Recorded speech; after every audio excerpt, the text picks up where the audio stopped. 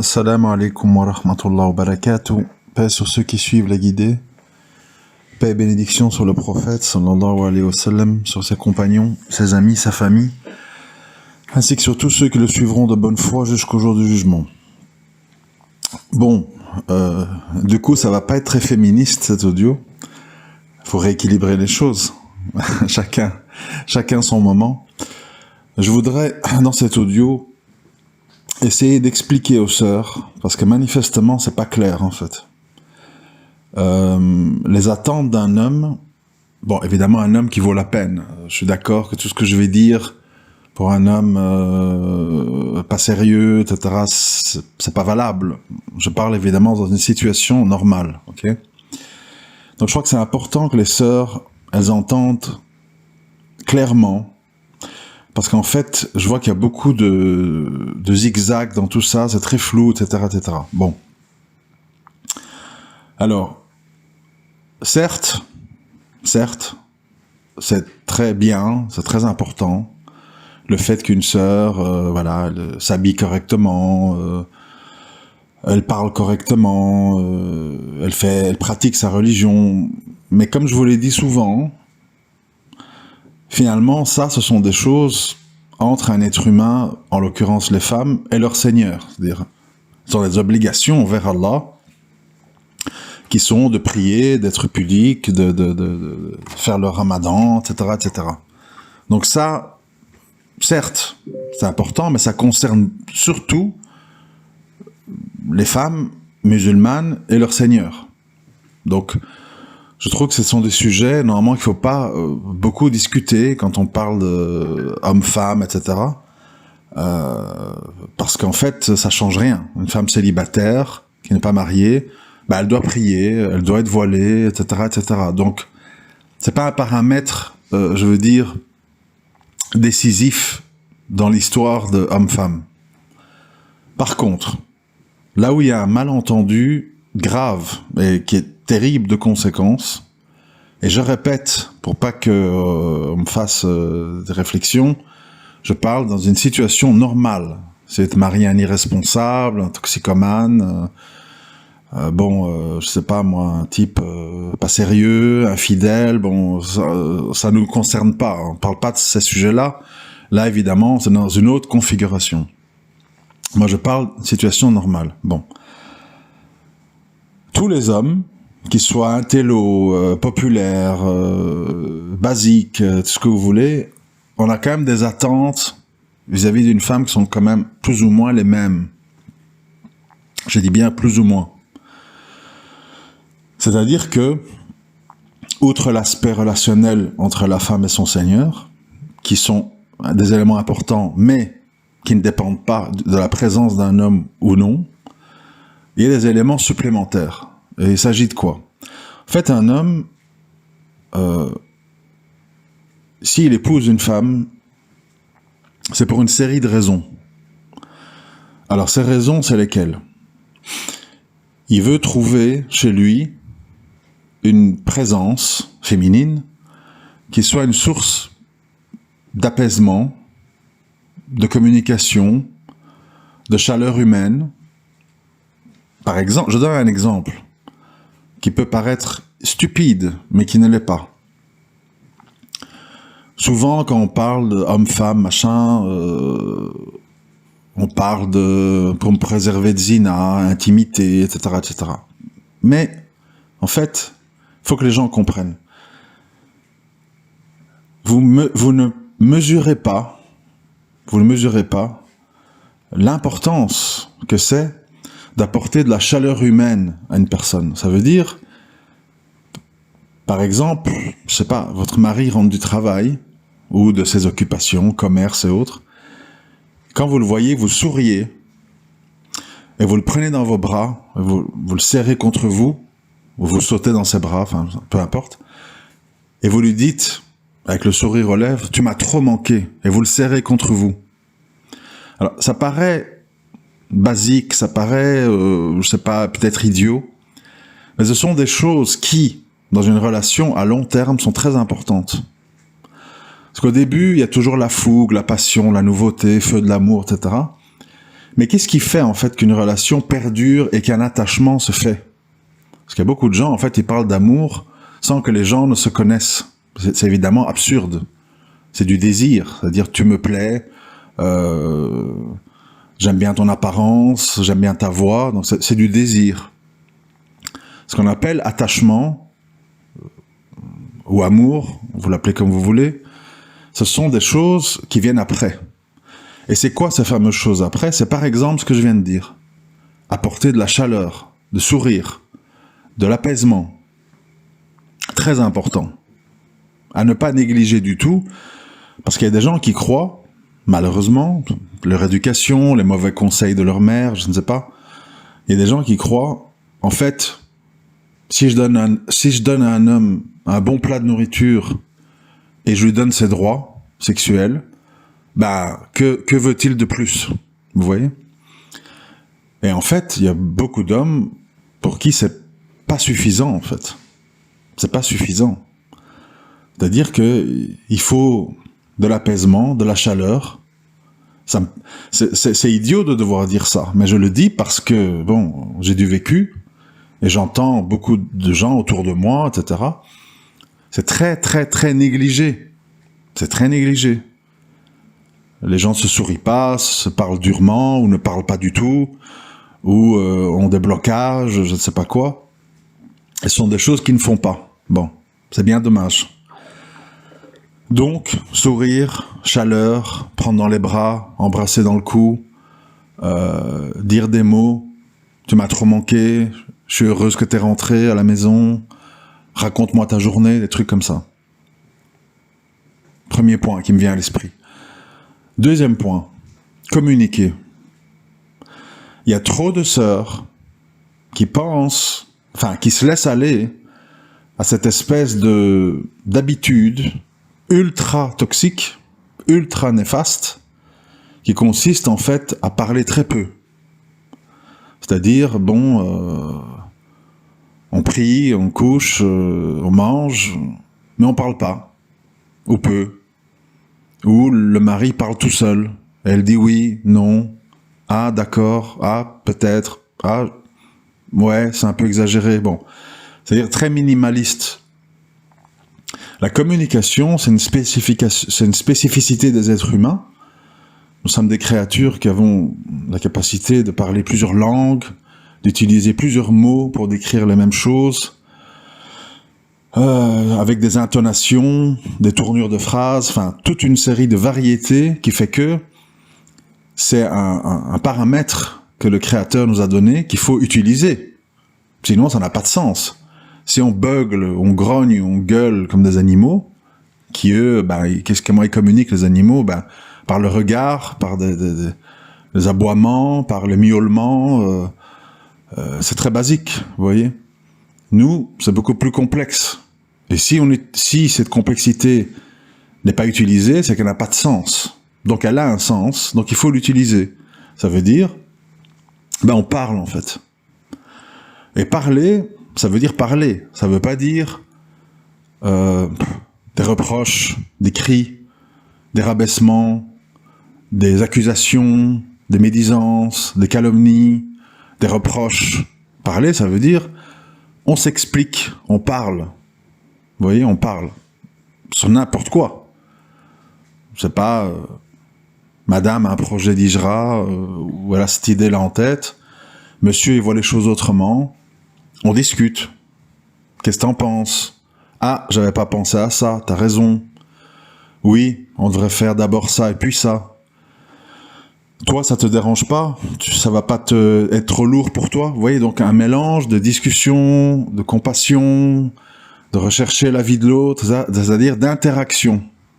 Cette communication, c'est peut-être pas assez précis, il faut de l'interaction.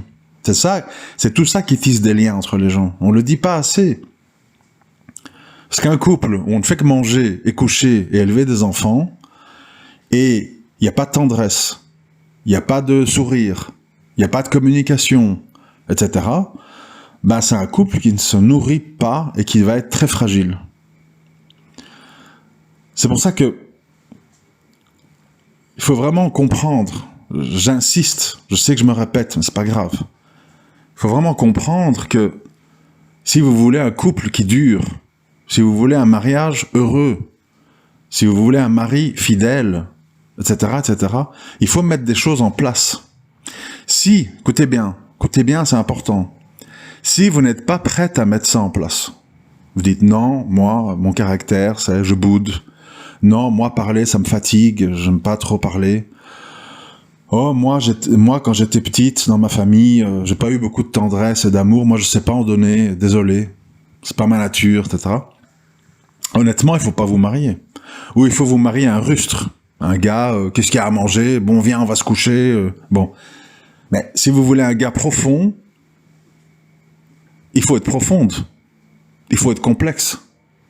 C'est ça le problème, en fait. Parce que c'est facile, vous voyez, bon, moi je suis la première victime de ça. Hein. Les gens sont là, multidivorcés, pas sérieux, homme à femme. C'est pas ça. C'est quand on a une personnalité complexe, profonde, on a des grosses attentes. Pas des grosses attentes en termes de hijab, djilbab, niqab, ceci et cela. Est-ce que je peux prier avec des chaussettes ou pas des chaussettes? C'est pas ça le sujet. Le sujet, c'est qu'est-ce que tu vas m'apporter dans ma vie de tous les jours que je n'ai pas quand je vis seul en célibataire? C'est quoi que tu m'apportes? Des bouderies? Des cris? Des silences? Des reproches? Des injustices?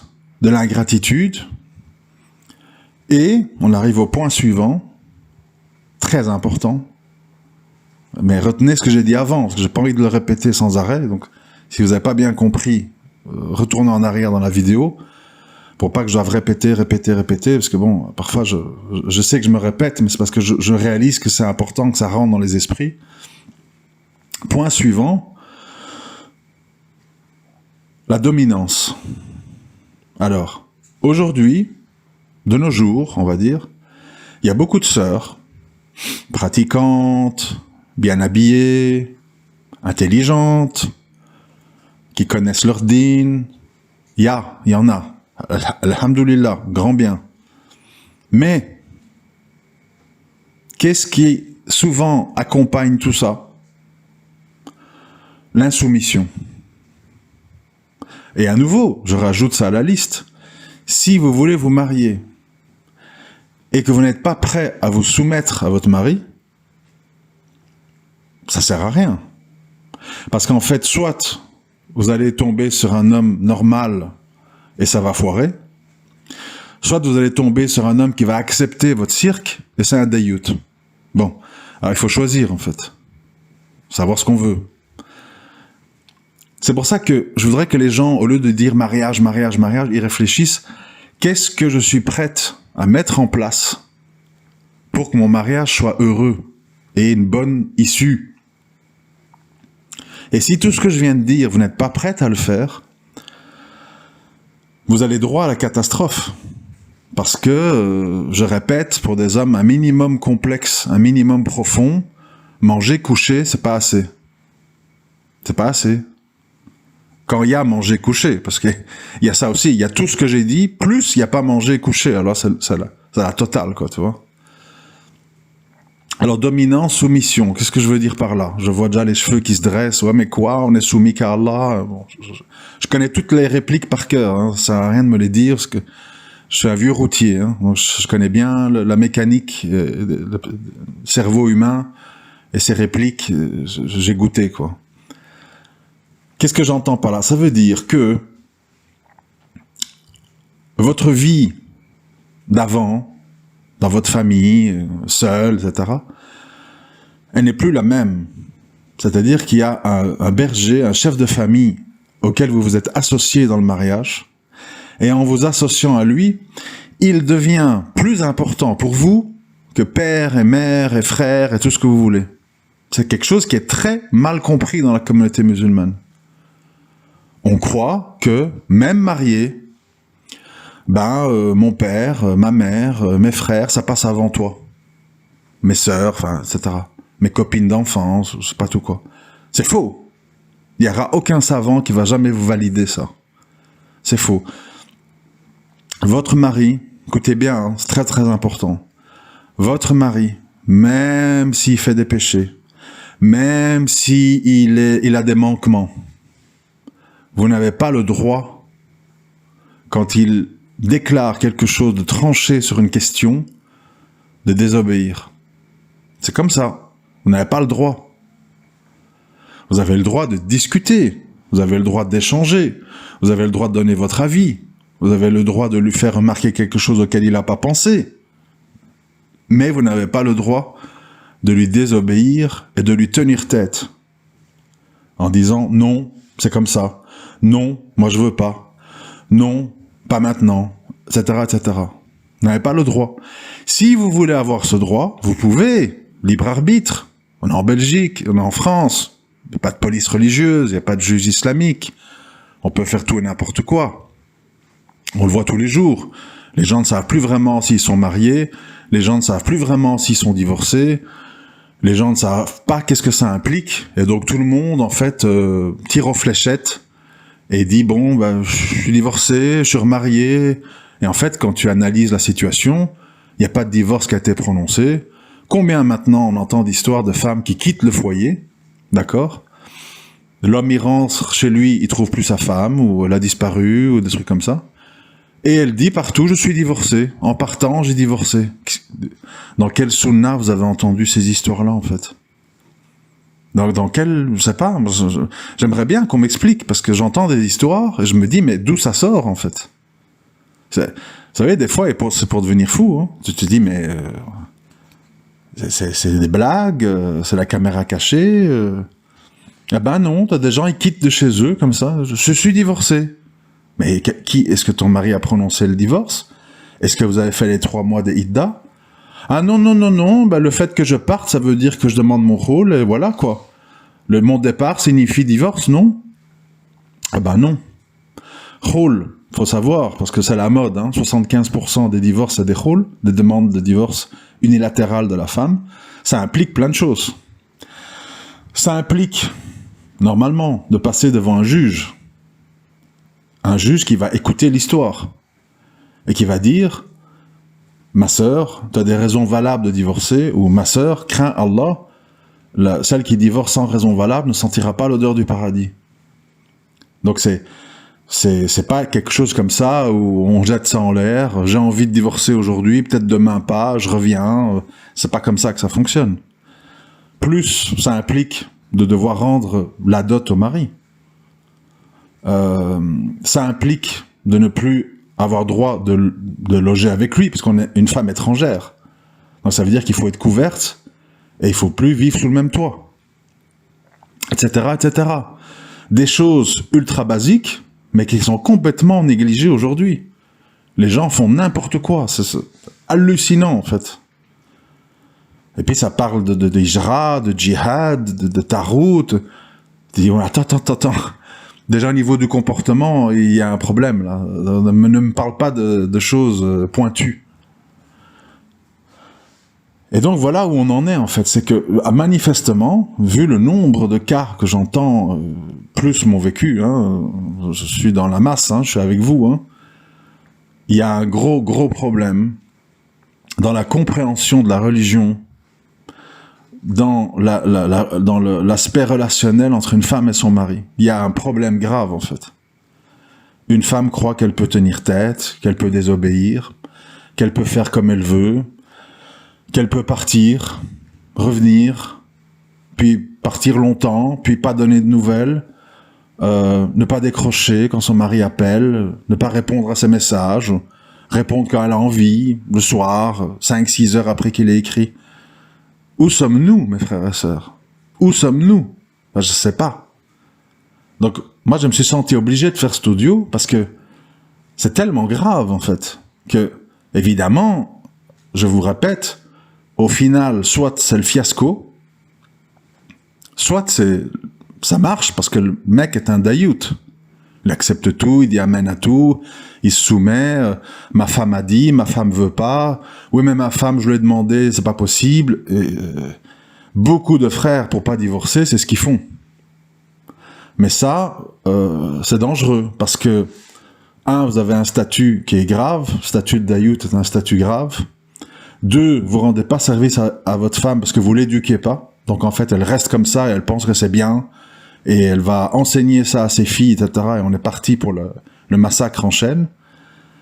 Et vous serez responsable de ça le jour du jugement. C'est-à-dire qu'à un moment donné, la religion, ça passe avant tout. Si c'est pas le cas, il faut arrêter. Moi, je dis toujours la chose suivante. Si à un moment donné, on trafique toute la religion et on garde ce qui convient, les fêtes, le ramadan, la bouffe, le truc, le mouton de l'Aïd, etc., et que tout le reste passe à la trappe, ça n'a plus de sens, en fait. L'islam, il est venu pour révolutionner tous les aspects de la vie des croyants. Ce n'est pas qu'une affaire de dire « La ilaha illallah, il n'y a qu'un seul Dieu ». Bon.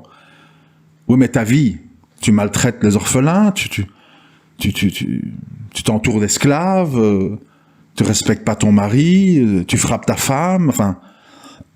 si c'est pas pour avoir sa vie qui est transformée, quel est le but, en fait, au final? Parce que moi, je parle des interactions humaines. C'est bien beau de toujours dire « Allah », oui, mais on vit entre nous, ici. Mari, femme, enfants, parents, grands-parents, c'est tous des êtres humains, tout ça. Hein. Comment on vit entre nous? Et là, il y a un problème, en fait. Il y a un problème grave. Moi, je ne parle pas des cas, bon, vous savez, les filles sur TikTok qui se montrent, machin. Bon, ça, c'est encore pire, évidemment. Ça, n'en parlons même pas. Moi, je parle de beaucoup de sœurs qui se sentent bien, tu vois. Ah, moi, je suis couverte, je connais mon dîn, je fais des copier-coller de hadith, je fais la grande pieuse, etc. Bon, soit, hein, pourquoi pas, c'est bien. Hein. Mais si ça s'accompagne de arrogance, insoumission, défiance, vulgarité, cris, pas de sourire, pas de chaleur, pas donner son statut à son mari et tout, ça n'a aucun sens. Ça n'a aucun sens. Et c'est comme ça que certains hommes musulmans en viennent à penser, est-ce que c'est pas mieux que j'épouse une fille qui s'intéresse à l'islam, qui est pas vraiment musulmane, mais qui peut-être va le devenir, mais qui est humble, modeste, soumise, pas matérialiste, etc., etc. Parce que tellement ce sont des choses qui sont devenues rares chez les musulmanes. Les musulmanes pensent que parce qu'elles prient et elles s'habillent correctement, elles peuvent faire tout et n'importe quoi. La mixité, et machin, désobéir, et vouloir fixer les règles du jeu, etc., etc. Alors je sais, parce que je connais les réactions. Je sais qu'il y a certaines femmes qui disent « Mais c'est pas ma faute, mon mari il est mou, mon mari il prend pas de décision, mon mari il est pas mature, mon mari il est pas viril, et moi je suis comme ça, je suis une femme entreprenante, et je sais faire, et je connais, je comprends, je sais que ça existe, je connais bien les hommes, hein, donc je sais que je vous ne mentez pas, oui c'est vrai, beaucoup d'hommes immatures, beaucoup d'hommes... prennent pas leurs responsabilités, etc., etc. Oui, tout à fait d'accord. Mais alors, on n'épouse pas ces hommes-là. On n'épouse pas ces hommes-là parce que vous n'allez pas les aider. Vous allez leur pondre des gosses pour après leur dire « T'es pas à la hauteur, t'as un bras cassé, t'es immature. Ah mais pourquoi tu fais des gosses avec lui alors? Pourquoi tu t'es marié avec lui? Ah mais il était beau, je croyais... » Et sa famille connaissait ma famille, j'étais dans un moment où j'étais pas bien, je voulais pas rester seul. Ah, d'accord. C'est facile après, tu vois. C'est facile après. On n'est pas des gens irresponsables, tu vois. Tu ne ponds pas 2-3 gosses avec un type pour dire au bout du compte, il est immature, c'est un bras cassé, il m'apporte rien, il est mou, il n'a pas de testostérone, il n'est pas intéressé... C'est des choses qu'on entend, hein, j'invente pas, parce qu'on croit que j'invente des fables. Ah, il n'est pas intéressé par l'intimité, c'est moi qui devais le pourchasser pour avoir des relations intimes. Ouais, mais ça, c'est pas des hommes, il faut pas les épouser. À la base, c'est ça que je comprends pas, en fait. C'est quand même fou. Enfin, tout est fou. C'est trop. Donc, je veux dire, à un moment donné, si vous avez un homme qui est un homme, avec ses défauts et ses péchés. Parce que chaque fois qu'on dit un homme, un vrai homme, on dit c'est un ange. Non, on n'est pas des anges. On n'est pas des anges, je ne suis pas un ange, vous n'êtes pas des anges, je le répète à longueur d'audio. Mais si vous êtes avec un homme, vous devez vous comporter en femme et vous devez lui apporter des choses qu'il attend d'une femme. Sinon, laissez-le à une autre femme. Ne lui faites pas du mal.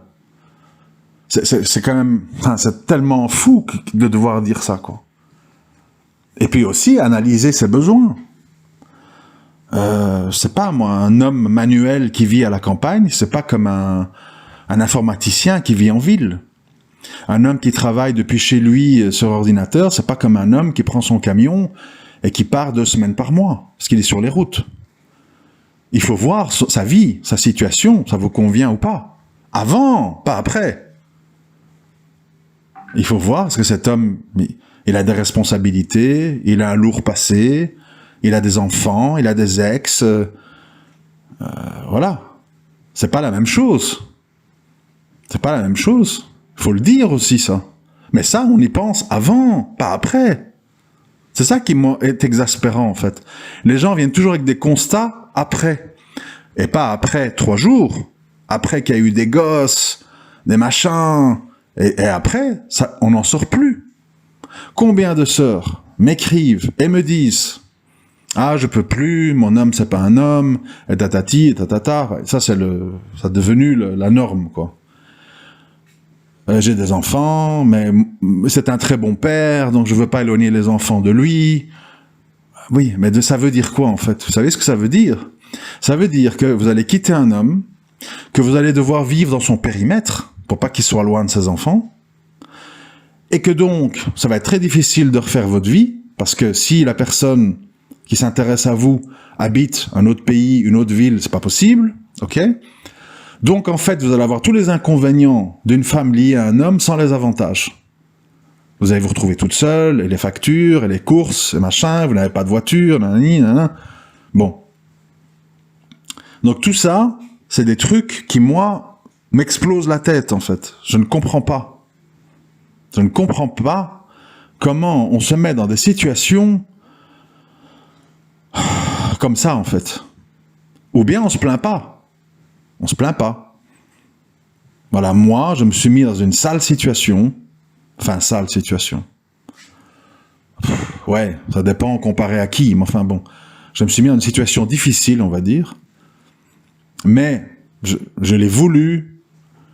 Et donc, je dois assumer. On connaît l'histoire, je ne vais pas répéter 10 000 fois. Il faut assumer. Il ne faut pas commencer à dire « Ouais, mais elle est femme, elle est truc, ouais, plus jamais, moi, on me la fera plus. » Non. C'est ta femme, c'est celle-là qui était comme ça. Et tu l'as choisie, et tu savais, et t'as essayé, malgré tout, malgré qu'Allah t'a montré, etc. Maintenant, il faut assumer. C'est ce que moi je fais, j'assume mes 3 garçons, parce que je savais que leur maman serait dysfonctionnelle. Mais je l'ai quand même fait. Et il faut assumer. Et la personne qui rentre dans ta vie, quand on est dans une situation comme la mienne, elle doit savoir ta situation. Abou Rayhan, c'est pas qu'une voix sur les réseaux, c'est une vie. C'est un passé. Voilà. On se marie pas comme ça à une espèce d'icône virtuelle.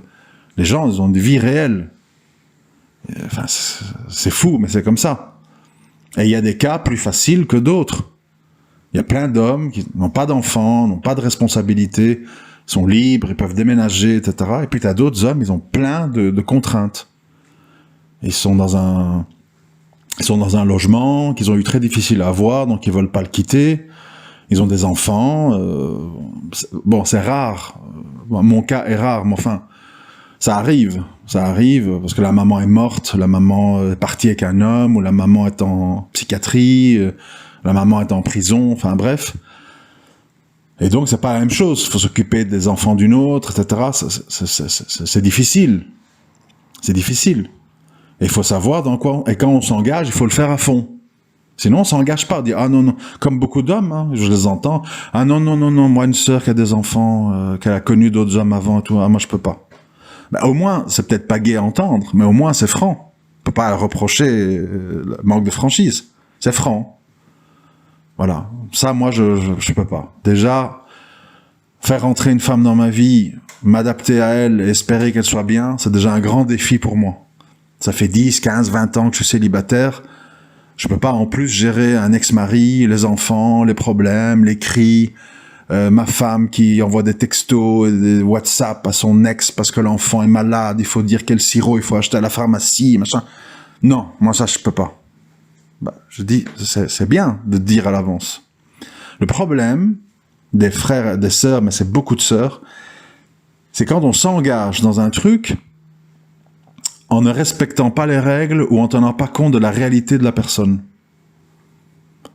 Moi, j'ai eu des cas comme ça, hein, dans des rencontres en vue de se marier. Des gens, en fait, ils sont intéressés par toi depuis 10 ans. 10 ans, tu vois, c'est pas une petite affaire, quoi. Mais à condition que toute ta vie est bouleversée pour elle. Et tu fais ça, et tu fais pas ça, et tu déménages, et tu dois acheter ça, et il faut revendre tous les meubles, il faut acheter des nouveaux meubles, et nani, nanana. Et si t'as un chien, il faut le donner, parce que truc, même s'il est au jardin, et qu'il n'est pas à l'intérieur, je peux pas, j'ai peur, je veux pas, machin. Ils veulent tout changer dans ta vie, mais ils te veulent. Ils te disent, oui, je veux me marier avec toi, c'est mon rêve, machin. Ben, si c'est ton rêve, adapte-toi un minimum à ma situation. Ah non, non, non, non, non, ça je peux pas. Bon, ben alors ça se fait pas. Ah, t'es un salaud, tu m'as fait espérer. Ah, ben vraiment, comment? Moi, je t'ai dit ma situation. Tu continues à parler avec moi et tu connais ma situation. En quoi je suis un salaud, en fait? C'est ça qui est étrange, vous voyez. Et à un moment donné, en fait, tu vois beaucoup de choses qui tiennent pas la route comme ça et tu te dis, mais bon, on fait comment là-dedans, en fait? C'est pour ça que j'aimerais vraiment que les sœurs, elles sortent de cette espèce d'hypnose dans laquelle elles sont, dans laquelle elles pensent, et vous êtes nombreuses comme ça, que si vous êtes voilées, et si vous priez, et si vous aimez Allah, etc., vous pouvez faire tout et n'importe quoi avec le mari. Ça, c'est pas grave, en fait. Ça, c'est, ouais, bon. Moi, je suis comme ça, hein, c'est mon caractère. Hein. Moi, je suis soupe au lait. J'ai un fort caractère. T'as un fort caractère? Non. T'es une emmerdeuse. Pas, t'as un fort caractère. T'es une casse-pied, quoi. Je dis pied pour être poli. Donc, vraiment, si vous n'êtes pas capable de ce que j'ai dit, et je répète, sourire, prendre dans les bras, tendresse, communication, interaction, obéissance, soumission, valorisation, faut pas se marier. Ou faut se marier des dayout. Mais vous serez responsable aussi d'avoir entraîné un homme faible dans le dayoutisme. Ça, je sais pas, à vos risques et périls. Hein. Moi, je suis pas Allah, hein, A'oudou-billah. Mais je voulais insister là-dessus parce que je me rends compte à quel point ces choses qui paraissent, dont on parle en introduction de n'importe quel livre sur le mariage, sont totalement méprisées de nos jours, en fait. Et les gens croient que parce qu'on a pondu des enfants à un mec, eh ben on peut commencer à faire le général en chef, l'humilier, le faire dormir au canapé, le menacer de rôle tous les jours. Les gens sont... Non, balle dans le caisson, fou en fait. Fou. Moi je peux pas. On va me dire, ah tu parles encore de ce sujet. Oui, j'en parle parce que c'est grave. C'est grave, on a des hordes de sœurs dans les rues, avec des enfants qui font n'importe quoi, qui remplissent les centres de femmes abandonnées, machin. Ah, alors là, on te fait la liste sur le mari. Il est ci, il est ça, il est responsable, il est mature, nanana, nanana, il dépense tout l'argent. Nanana. Pourquoi tu l'as épousé?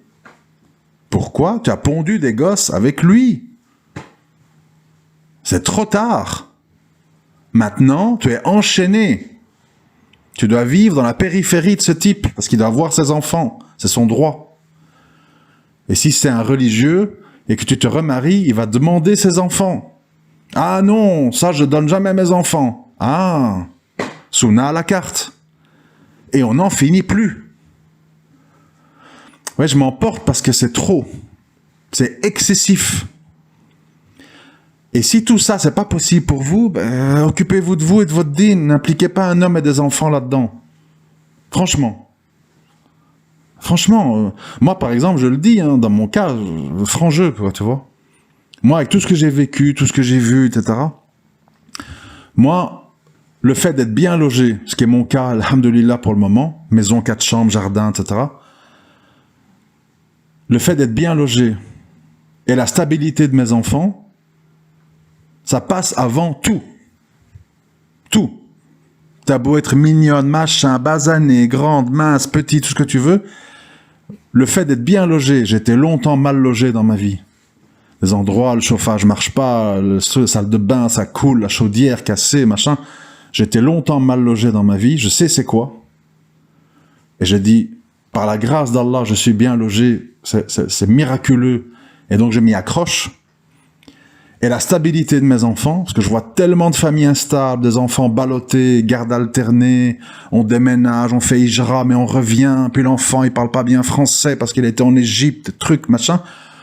La stabilité de mes enfants et le logement, je ne négocie pas ça, en fait. Toi, tu viens après. Pas parce que je te rabaisse, pas parce que je t'aime pas ou je sais pas quoi. Parce que, dans la vie, il y a des priorités.